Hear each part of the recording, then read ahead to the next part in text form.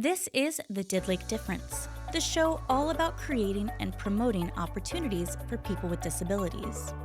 Each episode will bring you expert insights and relatable topics that ignite meaningful conversations and inspire change within our communities.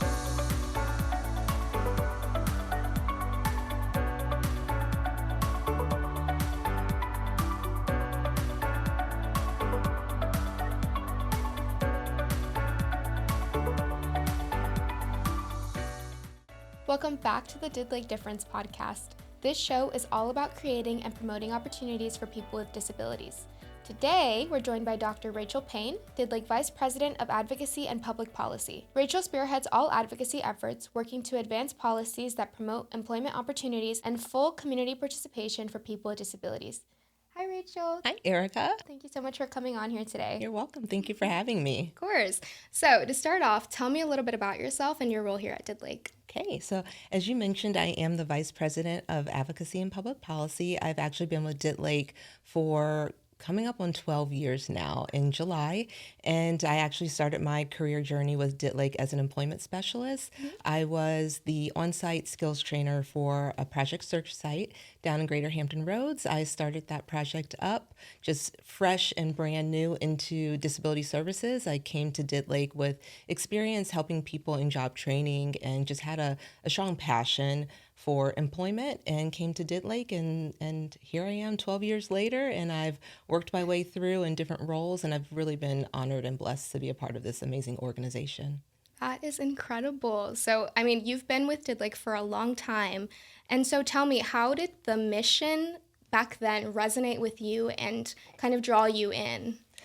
Honestly, I think at the time I was so focused on wanting to help people get jobs. And I knew that's what this organization did. And then the mission part about it, creating opportunities, I see employment as an opportunity. And there are a lot of other things that we do. It's not just employment based, but I was just really encouraged by, wow, I didn't even know this existed. I worked in human services for a really long time, but not disability services specifically. So it just really spoke to me to say, wow, this is just another way that I can help people. That's awesome. And so kind of going fast forward into your role today as the Vice President of Advocacy and Public Policy, tell me what the importance of advocacy is when propelling that Didlake mission forward.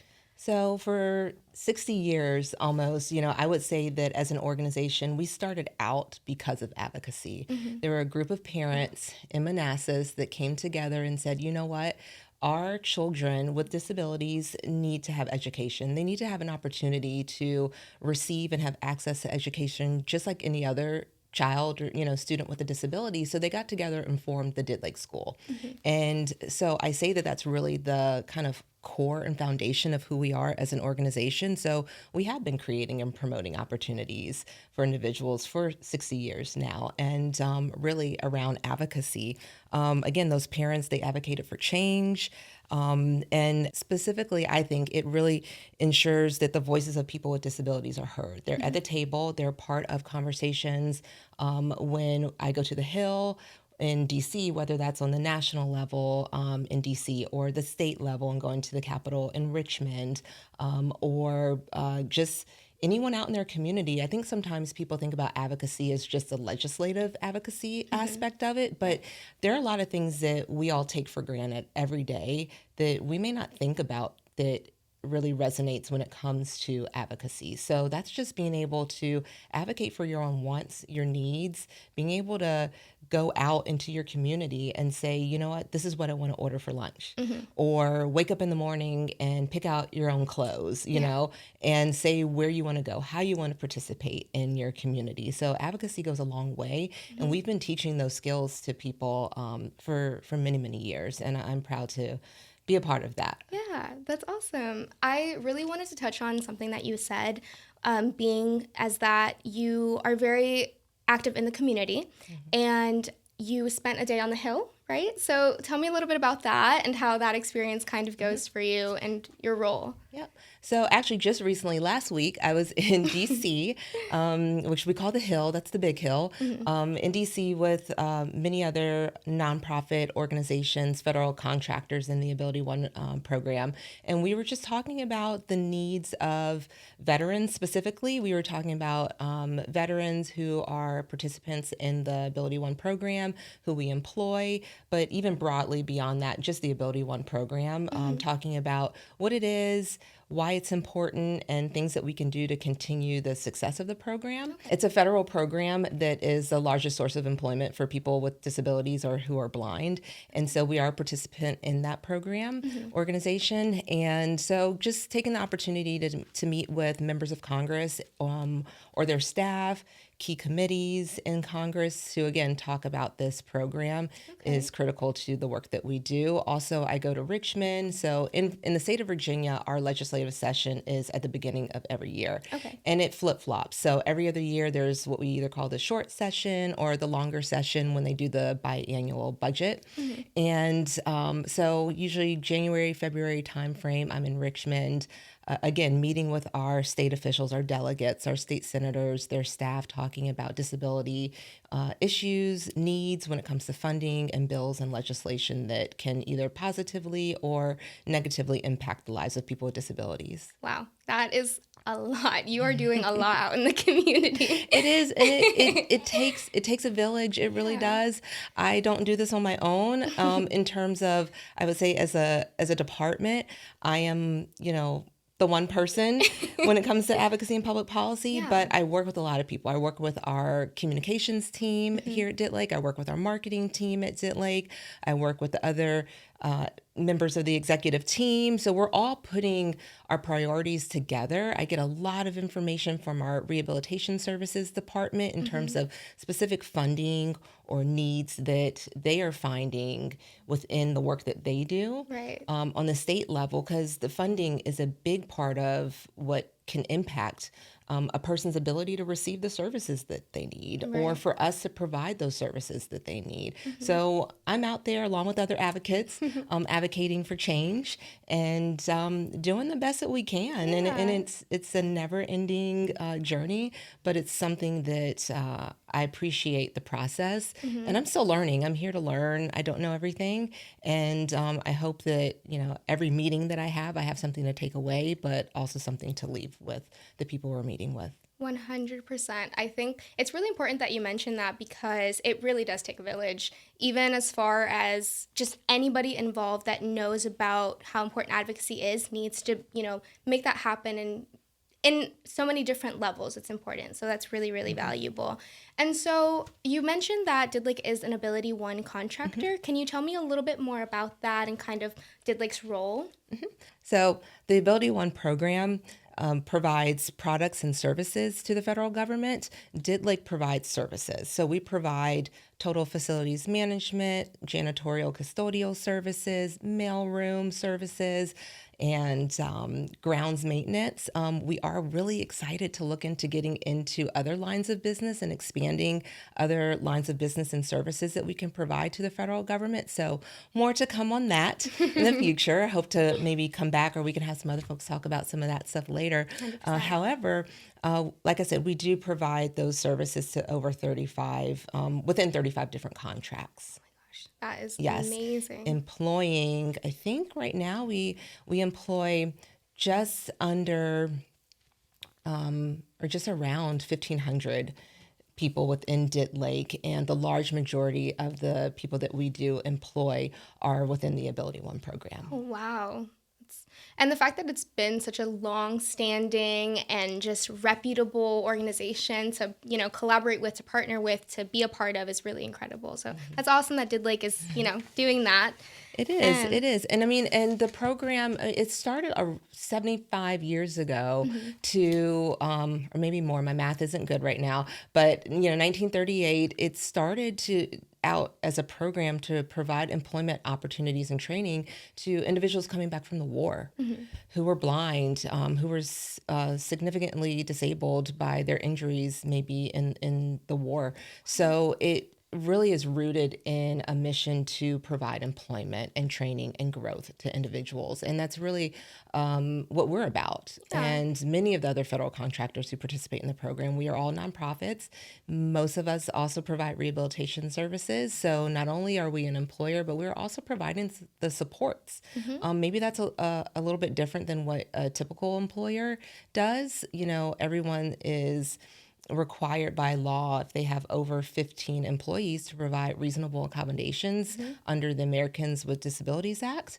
But I say that we go above and beyond that. We're really getting to know our employees and understand what they need that's going to help them be successful and help them to grow within their career journey, whether that is here with us at Didlake or with another employer in the future. 100%. And so going back to ADA compliance, that is something that, was really advocated for, right? And something that made a huge change in the workspace. So I wanted to ask you, what kind of other laws or policies have really stuck with you that have made that same kind of change or similar? I think when I think about just recently, and especially on the state level in Virginia, really big win for many disability advocates was the passage of the elimination of 14C. So that is a certificate that allows employers or nonprofits the ability to pay individuals with disabilities lower than the minimum wage. Oh, wow. So we refer to that as sub-minimum wages. It's not a law that has been ended on the federal level. So Virginia joined several other states. I think probably about 14 or 15 other states across the country. We joined a couple years ago in passing that law. So Didlake was a part of that. We advocated along with other nonprofits, disability advocates, other disability organizations in Richmond to say that, many see it as an antiquated practice, but there are others that, we're very sensitive to the desire for some individuals and families to want to continue to be able to have the jobs that do pay sub-minimum wages. However, we do want to focus on providing the training and education to employers to really adequately support someone with a disability to meet their needs, provide the supports they need to be successful, have good job matches so they're in the right job. Also looking at providing the training to that individual so they can do the best at their job and then get paid minimum wage or above. And another thing that I just thought of that is actually really suitable for this conversation when talking about advocacy is there was a bill that was passed in Virginia as well in 2022 that expanded voting accessibility for people with disabilities. So they expanded the definition. I have a good friend. His name is Connor Cummings, and he is very well known in Virginia and probably across our country. And I'm good friends with his mom as well. And that was a bill that they really pushed for, and I joined along with them and many others because Connor will explain that he loves to vote, and he'll say that. I love to vote. He's very active in advocacy, but at the same time, he can express that I'm not having a good day, so maybe it's the day that he's going to vote, and he wants to be able to vote curbside. Okay. But before the law was changed, it only had a more narrow definition of disability, saying that you had to have a physical disability to be able to vote curbside. Otherwise, you had to go inside. But if it's a really long line for someone like Connor, who just may be really overwhelmed by really large crowds, and maybe not always, but maybe just on that particular day, but they still want to vote. This gives them that option to still be able to vote on the day that they go to the polling place. So we're really excited to have that option. That's and, awesome. And for people to be able to exercise their right to vote, if they're registered to vote, which we encourage everyone to register to vote, to do that and exercise that right. And that's advocacy in and of itself. Yes. So wait, tell me a little bit more about Connor Cummings, because he's an advocate, right? But that's he is. Yeah. So tell me a little bit more about him. Okay. So I met Connor, probably about a good 10 years ago. So when I left GHRA and came up here to Northern Virginia to work as a program manager in employment services, I was still working in the space of autism. And so I had a lot of individuals I was working with and supporting on the autism spectrum. And so when I was moving up here, I wanted to expand my resources and get to know a little bit more around the autism resources in the area. So I found the Autism Society of Northern Virginia, and I went to their kind of, meet and greet, get to know us. And so I started to become familiar with ASNV, and I met Sharon Cummings, who is Connor's mother, and started to go to events and then get to know them and just work closely, especially on the state level of when it comes to advocacy. So I participate in the Autism Advocacy Day in Richmond every year. And then Megan Stubbs, who you recently interviewed, our director of the Autism Center of Excellence, she will join me as well. And so we go out with advocates, and we're usually always on a team together with Connor. And, many people will either remember him or recognize him or notice him because he always wears Mickey ears. Yes. And he loves Disney. He loves everything Disney. They go on trips to Disney, and that is just like his trademark thing. Yeah. And it makes me think sometimes, like, man, do I have like a trademark thing that people can know me by? Yeah. I don't, but he does. And so he's very, very well known. Yeah. And so that's how I got to know them, through ASNV. And I am on the board, currently the vice president of the Autism Society of Northern Virginia. And so, another way that I can give back is through, my service that I can provide, and particularly around advocacy and disability employment. That's awesome. And so how do you, being a part of different organizations and participating in these, how do you kind of tie these in together when participating in your role or fulfilling your role?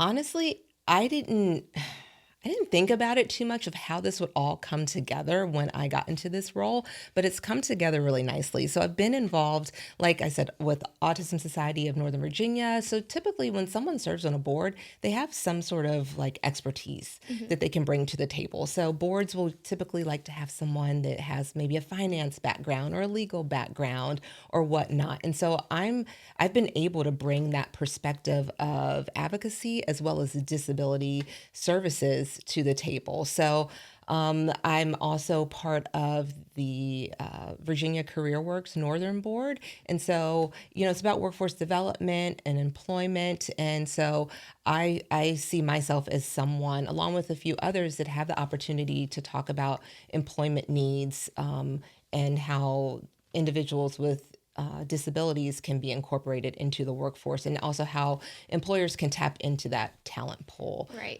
Also other just local groups, chamber committees, everything. I always try and bring the disability awareness to that group and whatever I participate in. That's awesome. That's such a unique set of abilities and opportunities that you can definitely share, and it helps everyone in your community outside. So that's awesome. It does. And then I have an opportunity to learn too, especially when I'm working with individuals and leaders within the business community, because there's a lot of things that are changing. And so it's really cool because then I get to bring that information back to us as an organization and then share that.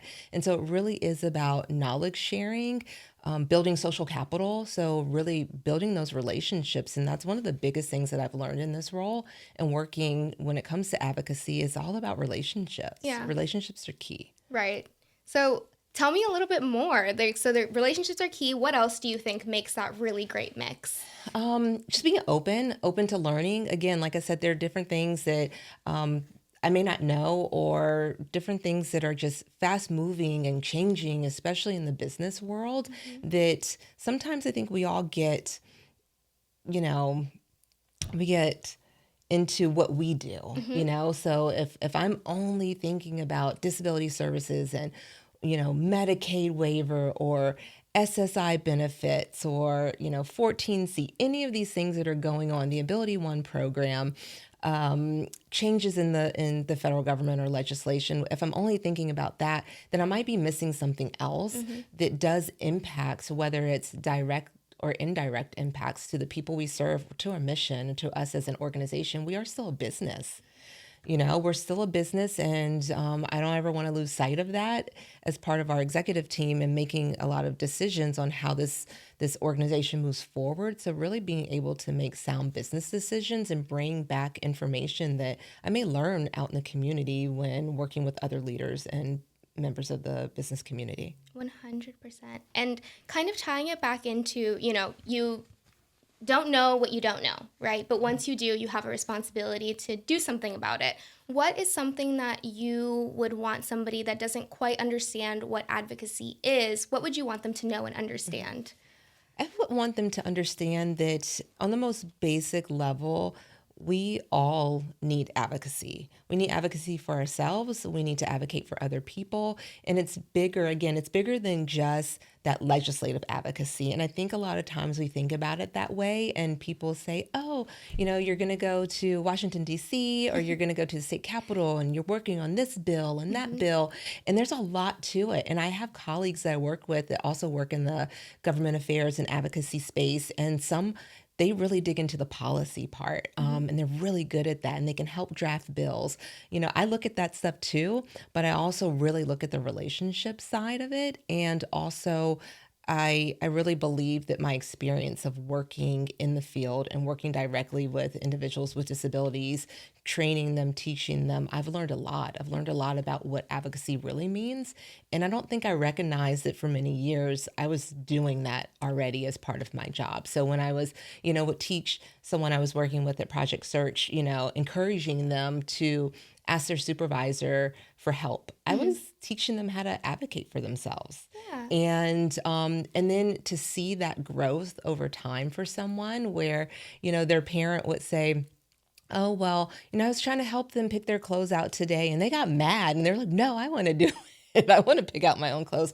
I was like, hey, because, they're encouraged. They know how to advocate. They know how to speak up for themselves. And really, again, it's at the most basic level, it's about speaking up. Whether you're speaking up for yourself or you're speaking up for others, we all have a responsibility in doing that, but really listening to people, listening to what they need, understanding what they need, understanding what's important to them, what's important for them. We don't just do employment. We're not just an employer. We provide rehabilitation services, community-based services, community engagement. We have our day support programs. And so our amazing day support staff, they're teaching their participants every day how to advocate for themselves and encouraging them to do so as well. So I love that too. That's awesome. And just for a little bit of context, do you mind explaining what Project Search is for somebody that's listening and might not know? Yeah, so Project Search is a international program that is a job training program for individuals, students with disabilities. And so typically they're going to be in their last year of high school, and it's a connected program that involves a school, a host business, and an employment services provider.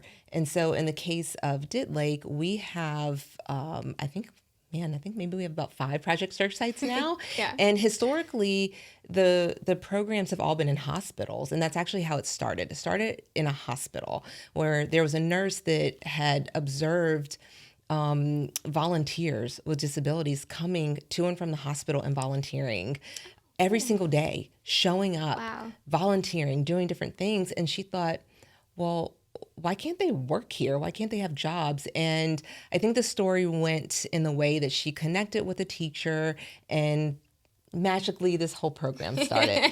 And so it does work with, under a model of braided funding. And so I missed one other partner. The other partner is a state vocational rehabilitation agency. So in the case of Virginia, it's going to be Virginia DARS. And so we all work together as partners to ensure that students come in at the beginning of the school year and experience internships within that host business. And they range from hospitals to resorts, to military bases, and it's just amazing. And it's to see the growth in the interns and the students from coming in to their first day at the host business being terrified and not knowing, one, where they're physically going, how to get from point A to point B, to meeting new people, to having gone from being in a classroom in a school every day to now taking transportation to and from a host business and going to work